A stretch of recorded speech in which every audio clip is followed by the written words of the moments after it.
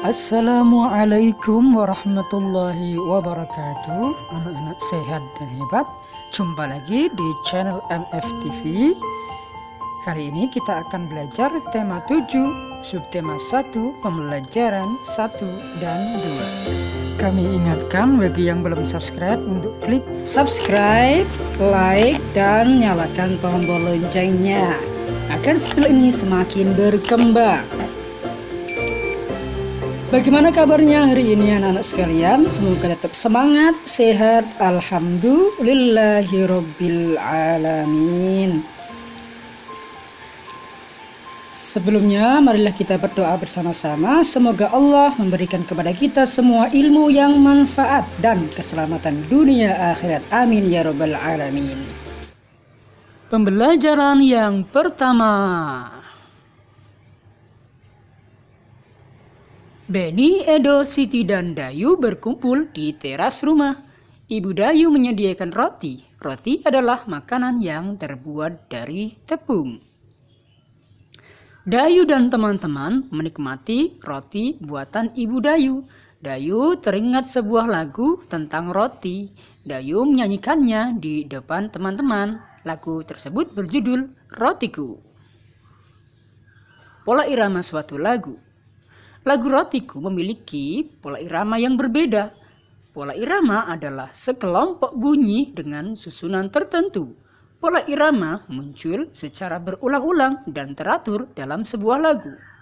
Nyanyikanlah lagu Rotiku. Kamu akan mendengar pola irama yang berbeda pada setiap bait lagu. Warna yang berbeda pada setiap lirik lagu menunjukkan pola irama yang berbeda.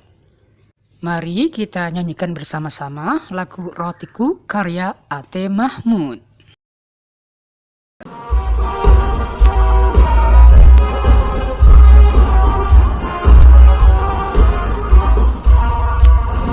Rotiku persegi empat, kulitnya berwarna coklat, tutup rapat-rapat supaya jangan dimakan lalat.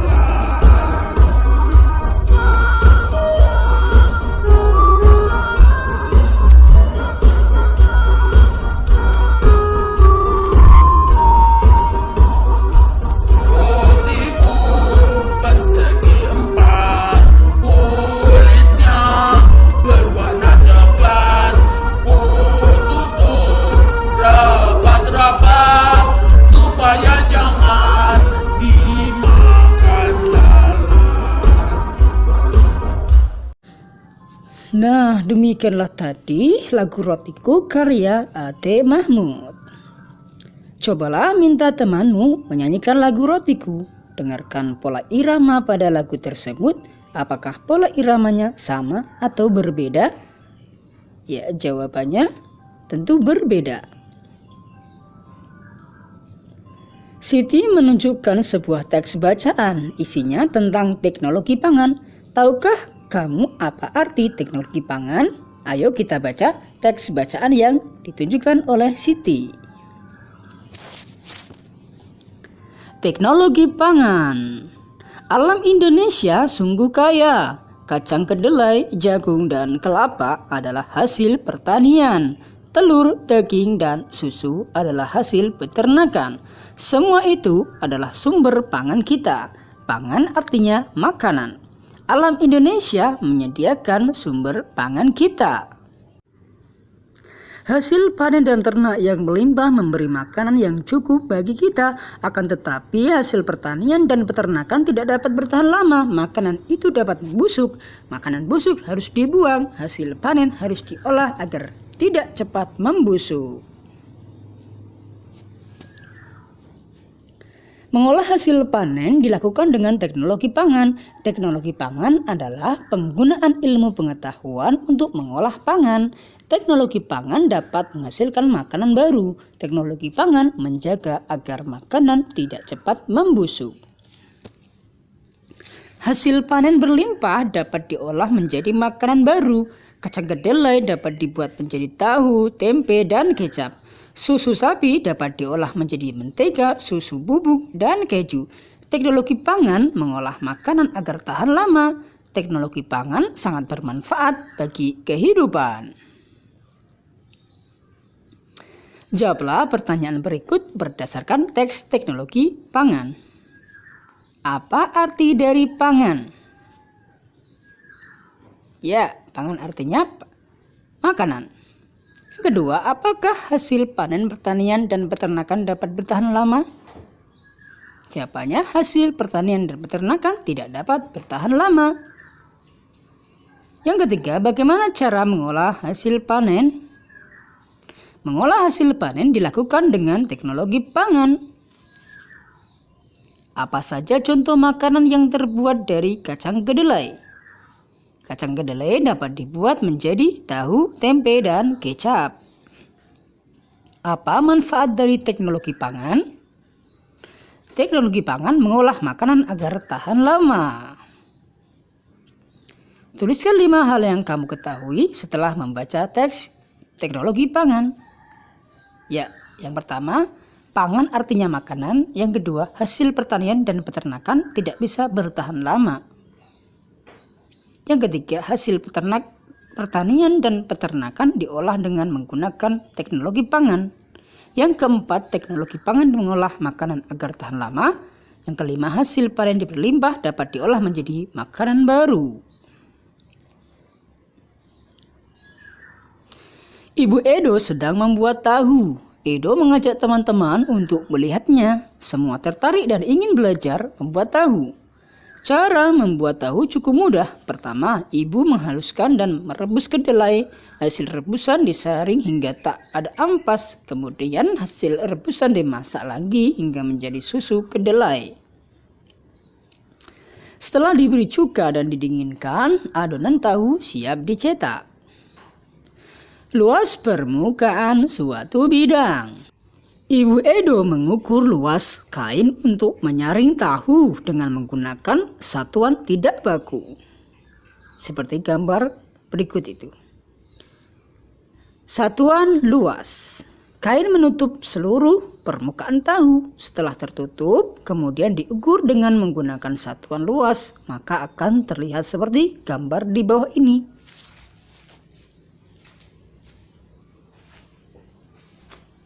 Edo dan teman-teman menghitung banyak tahu yang menutup seluruh permukaan kain A dan kain B. Banyak satuan persegi yang menutup tanpa celah pada suatu tempat menyatakan luas tempat tersebut. Luas suatu tempat dinyatakan dengan banyak satuan persegi yang menutup tempat tersebut tanpa celah. Banyak tahu yang menutupi permukaan kain A ada 8. Permukaan kain B ditutupi oleh 16 tahu berbentuk persegi. Berapakah luas dari kain A dan kain B? Maka luas kain A adalah 8 satuan persegi dan luas kain B adalah 16 satuan persegi.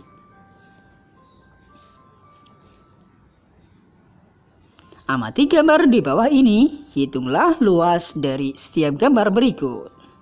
Yang pertama, luas bidang A adalah, ya, kita hitung 1, 2, 3, 4, 5, 6, 7. Berarti ada berapa anak-anak? Ya, benar sekali. Ada 7 satuan. Kemudian luas bidang B adalah, kita hitung 1, 2, 3, 4, 5, 6, 7, 8, 9, 10. Ya, benar sekali. Berarti luas bidang B adalah 10 satuan. Kita lanjutkan luas bidang C. Kita hitung 1, 2, 3, 4, 5, 6. Ya. Berarti luas bidang C adalah 6 satuan. Kemudian luas bidang D adalah, kita hitung bersama-sama, 1, 2, 3, 4, 5, 6, 7, 8. 1, 2, 3, 4, 5, 6, 7 ya. Ada 7 satuan. Luas yang paling kecil adalah bidang C. Luas yang paling besar adalah bidang B. Bidang A dan D pada gambar memiliki luas yang sama. Pembelajaran yang kedua. Dayu, Siti, dan Lani membaca buku tentang pengolahan ikan bandeng. Mereka tertarik untuk melihat cara pengolahan ikan bandeng. Esok harinya, Dayu, Siti, dan Lani mengunjungi tempat pengolahan ikan bandeng. Mereka berkunjung ke rumah Pak Sarip. Pak Sarip memiliki kolam ikan bandeng. Pak Sarip juga mengolah ikan bandeng agar lebih awet. Pak Sarip membuat ikan bandeng presto. Dayu dan teman-teman ingin melihat proses pengolahannya. Bacalah teks tentang bandeng presto berikut. Bandeng presto. Bandeng presto adalah ikan bandeng yang dimasak dengan menggunakan panci presto. Panci presto menghasilkan uap air bertekanan tinggi. Hal itu yang akan membuat daging ikan menjadi lunak. Tidak hanya dagingnya, duri ikan pun akan melunak. Bandeng presto ini dibumbui dengan bawang putih, kunyit, dan garam. Ikan yang sudah diberi bumbu kemudian dibungkus daun pisang. Setelah itu ikan dimasukkan ke dalam panci presto yang dapat dikunci rapat. Lalu ikan akan matang secara merata. Setelah matang, bandeng presto dapat dikemas. Cara mengemas bandeng presto akan menentukan daya tahan ikan. Jika dibungkus plastik biasa, ikan akan bertahan selama 5 hari. Namun jika dibungkus dengan menggunakan plastik tahan udara, ikan akan bertahan hingga 3 bulan. Kumpulan kalimat yang diberi warna berbeda disebut paragraf. Ada berapa buah paragraf pada teks bandeng presto? Ya, ada 3. Lengkapi informasi yang diperoleh dari teks bacaan bandeng presto. Informasi yang pertama, bandeng presto dimasak menggunakan panci presto. Panci presto akan membuat daging ikan menjadi lunak. Teks bandeng presto menceritakan tentang pembuatan bandeng presto. Informasi yang ketiga, kemasan bandeng presto menentukan daya tahan ikan. Selain kolam ikan, Pak Sarip juga memiliki kolam renang. Pak Sarip mengajak Siti, Dayu, dan Lani menuju ke kolam renang. Pak Sarip mempersilahkan mereka bermain di kolam tersebut. Di kolam renang, banyak anak sedang bermain air. Ada yang duduk-duduk di tepi kolam, ada yang belajar meluncur, ada pula yang telah mahir berenang. Seorang penjaga mengamati di tepi kolam. Lani telah mahir berenang. Dayu ingin belajar berenang pada Lani. Mereka berdua turun ke kolam dangkal. Siti mengamati dari pinggir kolam. Gerak pertama yang harus dikuasai saat berenang adalah mengambang. Mengambang merupakan gerak dasar dalam kegiatan berenang. Gerak dasar mengambang.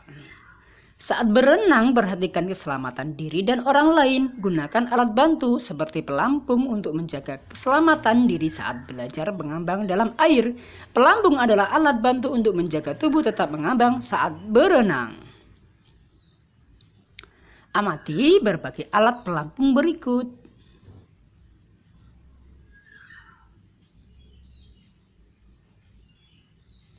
Cobalah untuk mengambang di kolam dengan kedalaman sebatas dada. Tangan memegang papan luncur atau ban. Posisi tubuh berada di atas permukaan air. Kaki bergerak sambil mengayuh. Lakukan berulang-ulang. Lani, Dayu, dan Siti memiliki kemampuan yang berbeda dalam berenang. Lani telah mahir berenang. Dayu ingin belajar berenang. Siti lebih senang bermain di pinggir kolam. Di lingkungan sekitar kita dapat menemukan beragam kemampuan. Beragam artinya bermacam-macam. Lani, Dayu, dan Siti juga memiliki cara yang berbeda dalam menikmati buah-buahan. Misalnya, Siti menikmati buah-buahan ketika minum susu rasa stroberi. Dayu menikmati bolu pisang. Sedangkan Lani lebih suka makan buah apel. Semua suka buah-buahan, namun mereka menikmati buah dengan cara yang berbeda-beda. Setiap orang memiliki kebiasaan yang berbeda-beda. Dengarkan cerita gurumu tentang beragam kebiasaan. Dapatkah kamu menyebutkan perbedaan kebiasaan Dayu, Siti, dan Lani dari cerita tersebut? Lani, Dayu, dan Siti juga memiliki cara yang berbeda dalam menikmati buah-buahan. Kebiasaan yang berbeda merupakan bagian dari keberagaman. Dayu, Siti, dan Lani sedang menikmati makanannya. Kemudian Beni, Udin, dan Edo datang membawa ragam makanan. Amati makanan yang dibawa oleh Udin dan teman-teman. Bolu pisang dan susu rasa stroberi merupakan makanan hasil pengolahan teknologi pangan. Tuliskan daftar makanan hasil teknologi pangan berdasarkan gambar di atas. Nah, kita kerjakan bersama-sama. Ayam goreng, sosis, manisan buah-buahan, daging kornet, roti tawar, susu. Makanan apa yang paling kamu sukai? Susu instan misalnya. Sekarang tanyakanlah makanan kesukaan teman atau gurumu. Wawancarai 3 orang teman dan 2 orang guru untuk mengetahui makanan kesukaan mereka. Sekedar simulasi saja ya. Setelah melakukan wawancara pada teman dan gurumu, tuliskan hasilnya pada tabel di bawah ini. Ini contoh saja, namanya Udin, makanan yang disukai mie instan. Kemudian Edo, sukanya bakso. Lani, sukanya es buah. Kemudian Buria, sukanya manisan buah-buahan. Dan Pak Ali, sukanya ayam goreng. Amati hasil wawancara pada tabel di atas. Apakah mereka menyukai jenis makanan yang sama? Apakah semua menyukai makanan hasil teknologi pangan? Diskusikan bersama temanmu, kemudian lingkari jawaban yang paling tepat di bawah ini. Jenis makanan yang disukai oleh orang-orang di lingkungan sekitarku ternyata berbeda, ya. Setiap orang memiliki kebiasaan yang berbeda. Setiap orang memiliki makanan kesukaan. Kesukaan setiap orang berbeda-beda. Jika temanmu memiliki kesukaan yang berbeda darimu, apa yang akan kamu lakukan? Sikap memahami dan menerima perbedaan kesukaan setiap orang yang sesuai dengan pengamalan Pancasila sila ketiga yang berbunyi Persatuan Indonesia. Demikianlah pembelajaran kita pada pertemuan kali ini. Semoga bermanfaat dan jangan lupa untuk selalu melaksanakan 3M, mencuci tangan, menjaga jarak, dan memakai masker. Akhirul kalam, wallahul muwafiq ila aqwamit thariq. Assalamualaikum warahmatullahi wabarakatuh.